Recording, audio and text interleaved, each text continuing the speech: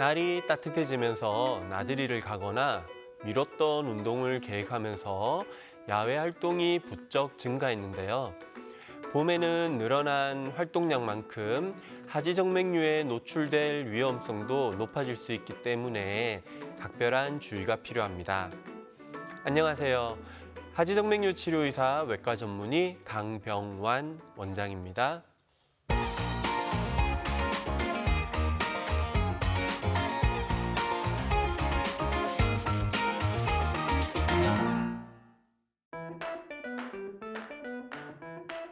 차가운 겨울철에 움츠려서 있던 몸이 따뜻한 봄이 되면서 다시 활동을 시작하게 됩니다.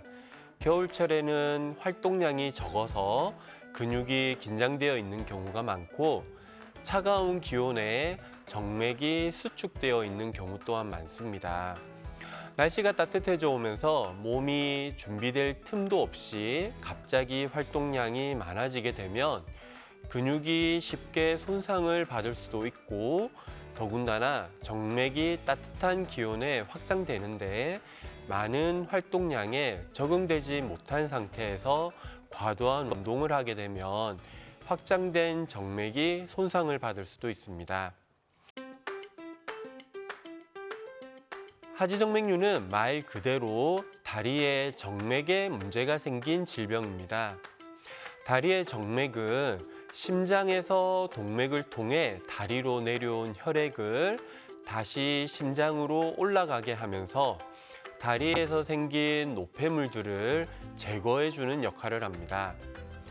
그런데 이 정맥이 여러 가지 원인으로 고장이 나게 되면 다리에서 심장으로 혈액이 원활히 올라가지 못하고 다리에 정체되면서 정맥순환 장애로 인한 여러 가지 증상이 생기게 되고, 그 상태가 오래되면 다리 피부에 실핏줄이나 도드라지는 정맥이 나타나기도 합니다.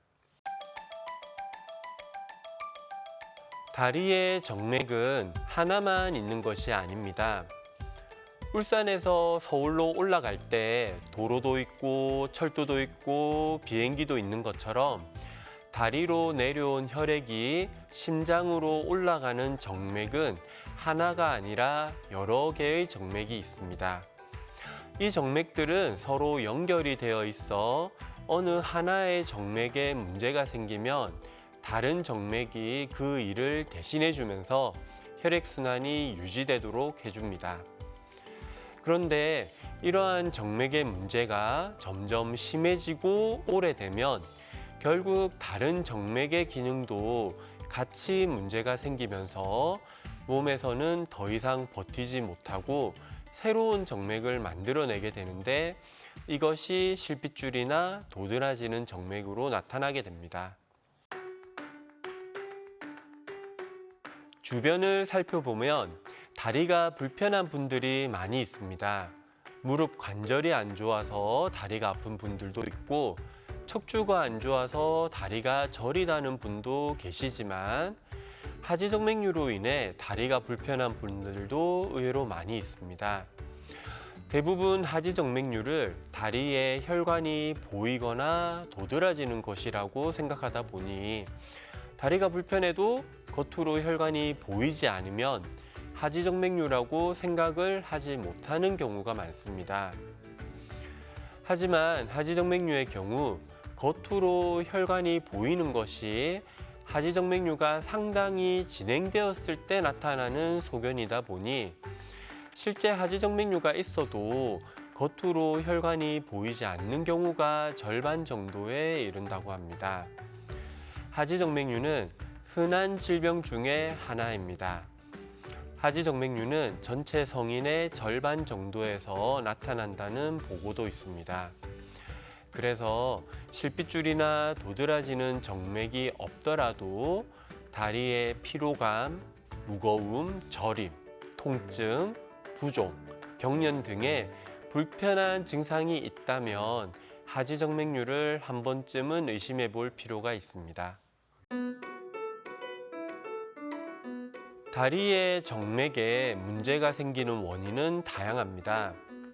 노화로 인해 정맥벽이 약해지는 경우나 임신이나 갱년기 등의 여성 호르몬의 변화로 인한 정맥 확장으로 인해 하지정맥류가 생기는 경우도 있고, 과도한 운동을 하거나 한 자세로 오래 서 있거나 앉아 있는 경우, 과체중으로 인해 다리에 무리가 되는 경우에도 정맥의 압력이 커지면서 하지정맥류를 일으키기도 합니다. 어느 한 가지 원인으로 병이 생긴다기보다는 여러 가지 원인들이 복합적으로 영향을 준다고 생각하시면 됩니다. 그래서 적절한 운동을 하고 체중 조절도 하면서 내 몸의 컨디션을 항상 좋게 유지하도록 해주는 것이 필요합니다. 하지정맥류가 생기면 혈액이 순환이 되질 못하고 다리에 정체가 됩니다. 그러면서 다리에서 생긴 노폐물이 제거되지 못하고 다리에 쌓이게 되는 것이죠. 다리에 정체되는 혈액만큼 다리가 무겁게 느껴지거나 붓는 느낌이 들게 되고, 노폐물이 쌓이면서 다리에 피로감이 많이 느껴지고 저리거나 근육통이 잘 생기며 종아리나 발가락에 경련이 잘 생기기도 합니다. 이러한 증상들이 질병의 심한 정도와 항상 일치하는 것은 아닙니다. 질병이 이제 막 시작할 때 증상이 심한 경우도 있고, 이미 상당히 진행되었음에도 불구하고 불편한 증상이 그다지 심하지 않은 경우도 있기 때문에, 불편한 증상이 크게 없어도 다리에 실핏줄이나 도드라지는 경우나 겉으로 보이는 혈관이 없어도 불편한 증상이 있는 경우에는 하지정맥류 검사를 받아보시는 것이 필요합니다. 또한 이런 증상들이 다른 질환과 동반되어 나타나거나 다른 질환에서 유사한 증상이 있다 보니 하지정맥류로 인해 불편감이 있는데도 불구하고 다른 질환에 대해 치료만 하고 있는 경우도 많이 있습니다. 그래서 다리의 저림, 부종, 경련, 발바닥 통증 등의 증상으로 치료받고 있는 분들 중에서 치료에 효과가 없는 분들은 하지정맥류 검사도 받아볼 필요가 있습니다. 하지정맥류는 생활습관과 연관성이 높습니다. 혈액이 순환이 되기 위해서는 종아리 근육이 수축 이완을 하면서 다리에서 심장으로 혈액을 올려 보내줘야 합니다. 하지만 한 자세로 오래 서 있거나 앉아 있는 경우에는 종아리 근육을 쓰지 않게 되어 혈액을 심장으로 올려 보내주질 못하게 됩니다. 그래서 장시간 서 있거나 앉아서 오래 있는 직업을 가지신 분들이 하지정맥류의 발병 가능성이 높게 됩니다. 그래서 자주 걷고 스트레칭을 자주 해주는 것이 하지정맥류 예방에 도움이 될 수 있습니다.